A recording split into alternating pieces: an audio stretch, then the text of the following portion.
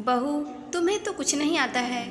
सिर्फ देवराज जी का ही नहीं, सबका यही हाल रहता है। घर में सास ससुर हो या देवर ननद, सबको नीलम से शिकायत ही रहती है।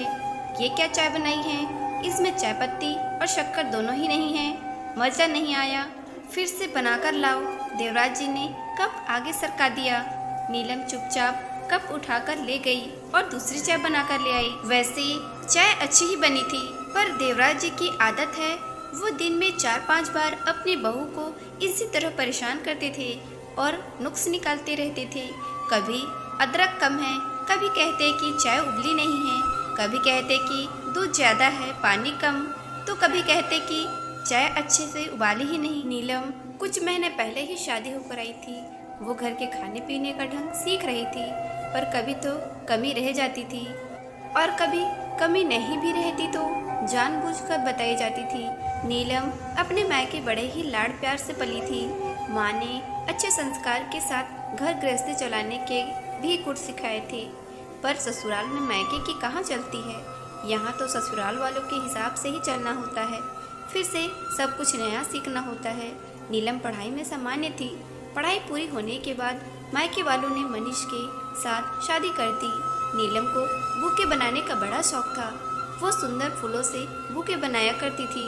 उसकी ये कला पहले तो सबको पसंद आई थी, पर बाद में उसे घर गृहस्थी के कामों में ऐसा झोंक दिया कि वो कभी समय ही नहीं निकाल पाई।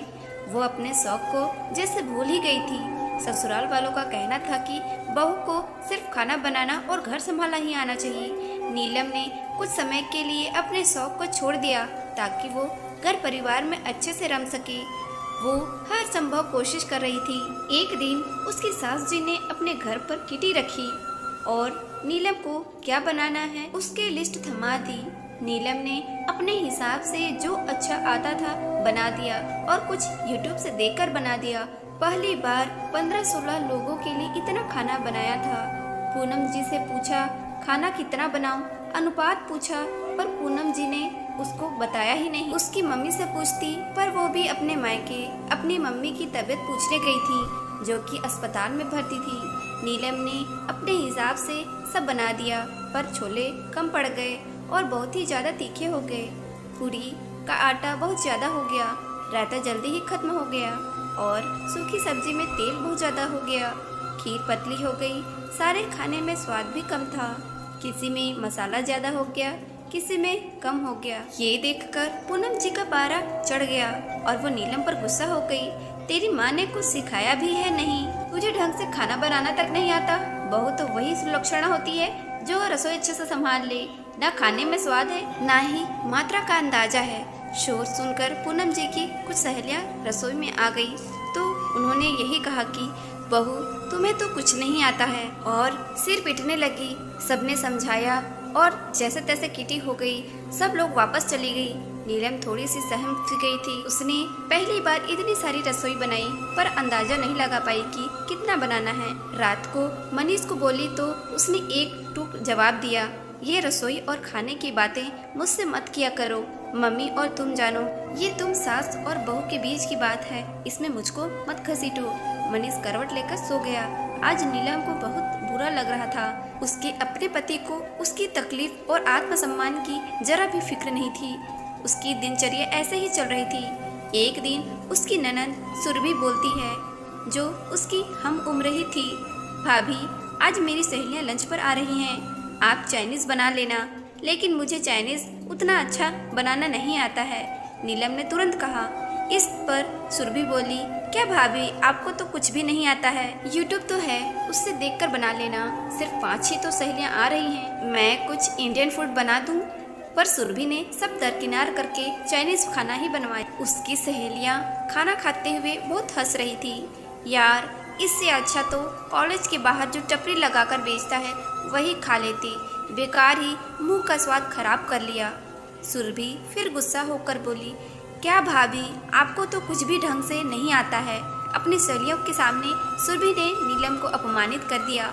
नीलम मन ही मन अफसोस कर गई। ये क्या जरूरी है कि हर चीज बनानी ही आए। बहू हूँ तो क्या हुआ, मशीन थोड़ी हूँ जो कहूँ वो हाजिर कर दूँ। फिर अभी शादी हुई है, इतना रसोई का काम किया ही नहीं तो एकदम से कैसे आएगा, पर किससे कहती, इसलिए चुप हो गई। नीलम को काम सब आता था, लेकिन उसने पढ़ाई के कारण काम इतना किया ही नहीं था और आदत भी नहीं थी। अब सासू माँ को तो सालों की गृहस्थी का अनुभव था, पर उसकी शादी को तो कुछ ही महीने हुए हैं, तो वो कैसे सबकी अपेक्षाओं पर खरी उतरती। मनीष तो उसके दिल का हाल जरा भी नहीं सुनता था। वो घर से ऑफिस और ऑफिस से घर ही आता जाता था। वो नीलम की भावनाओं को जरा भी नहीं समझता था। नीलम ने मनीष से कहा कि वो बुके का काम फिर से शुरू करना चाहती है। उसे फूलों और प्रकृति से बहुत प्यार है। फूलों की खुशबू और फूलों के रंग उससे अपनी तरफ खींचते हैं। वो ज्यादा दिनों तक अपने शौक से दूर नहीं रह पाएगी। उसे लोगों को बुके बनाकर देना बहुत पसंद है। दिन में कुछ घंटे वो अपने लिए निकालना चाहती है, पर मनीष ने मना कर दिया। बुके बनाने के अलावा तुम्हें और कुछ भी आता है या नहीं? मैं अच्छा कमा रहा हूँ, मुझे तुम्हारे पैसों की जरूरत नहीं है। बुके बनाने में जितना समय नष्ट करोगी, उतना समय तुम घर के कामकाज और खाना बनाना सीखने में लगाओ तो बेहतर रहेगा। नीलम के लिए अब सब कुछ असहनीय हो रहा था। उसे उदास देखकर उसका छोटा देवर अजय बोलता है, भाभी आप उदास मत हो, मेरा एक काम कर दोगी क्या? कल मुझे ऑफिस से आने में देर हो जाएगी, तो आप ये पार्सल मेरे दोस्त को देकर आ जाओगी। कल उसका बर्थडे है और मैं उसे सरप्राइज देना चाहता हूँ। सुरभि परीक्षाओं में व्यस्त है, भैया को कह नहीं सकता और उसका घर अलग रास्ते में पड़ता है। मैं उठता भी देरी से हूँ, तो मैं जा नहीं पाऊंगा। आप ये स्कूटी की चाबी ले जाना, मैं आपको घर का पता भी दे दूंगा। ये कहकर अजय ने गिफ्ट दे दिया। लेकिन मुझे स्कूटी चलाना नहीं आता है, मैंने कभी स्कूटी नहीं चलाई। ये सुनते ही अजय भी झल्लाकर बोलता है, क्या भाभी, ना आपको ढंग से खाना बनाना आता है और ना ही स्कूटी चलाना आता है, आखिर आपको क्या आता है? अजय भैया, मैंने स्कूटी सीखने की कोशिश की थी, पर मेरे हाथों एक एक्सीडेंट हो गया था। तब से मन में डर सा बैठ गया है। मैं ऑटो से जाकर दे आऊंगी। नीलम ने कहा, नहीं आप रहने ही दो, मैं कोई दूसरा इंतजाम कर लूंगा। अजय ये कहकर निकल गया। आज नीलम को बहुत अपमान महसूस हो रहा था। इसे देखो, वो यही कह रहा था कि आपको तो कुछ भी नहीं आता। रोज उसके आत्मसम्मान को चोट पहुंचाई जाती थी। खाना वो बना लेती थी, पर जरूरी नहीं है कि इसमें परफेक्ट हो जाए। सालों तक खाना बनाते बनाते इसमें परफेक्ट हुआ जा सकता है, कुछ महीनों में नहीं।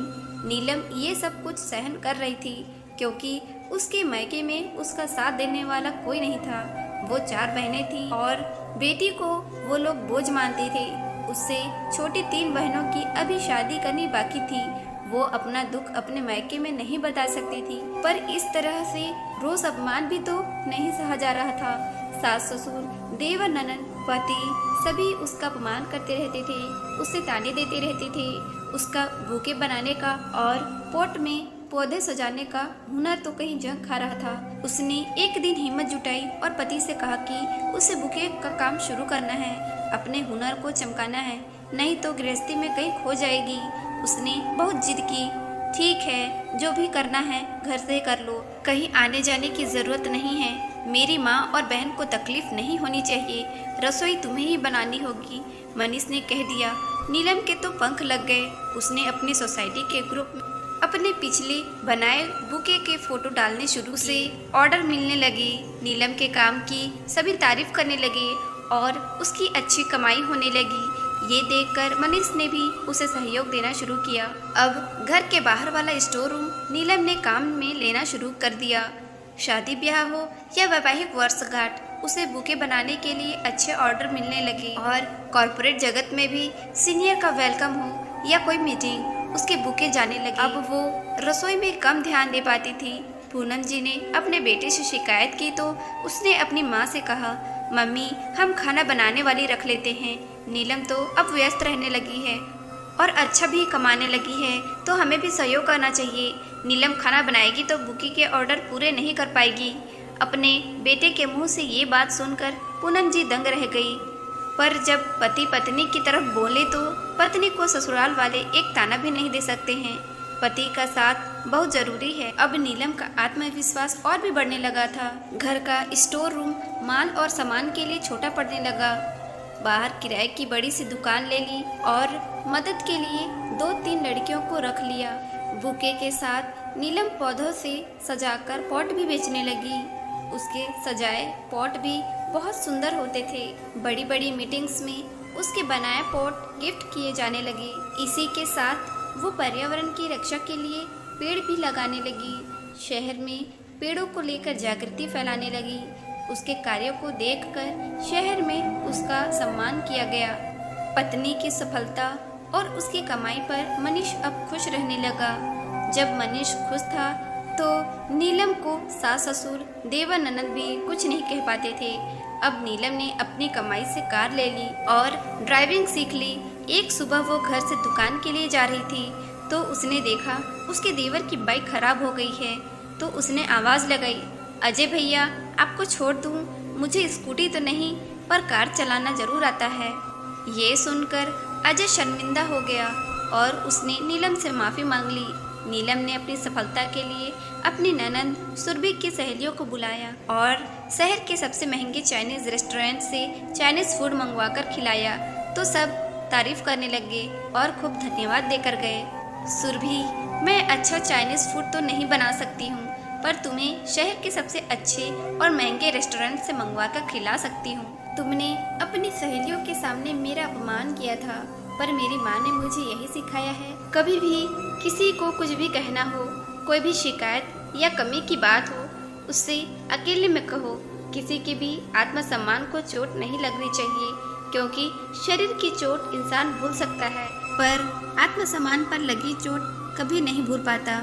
सुरभि, कोई भी इंसान परफेक्ट नहीं होता है, फिर बहू से ही ये उम्मीद क्यों करते हैं कि बहू हर काम में परफेक्ट हो, उसे सब तरह के काम आने चाहिए। सुरभि की नज़रें शर्म से झुक गई।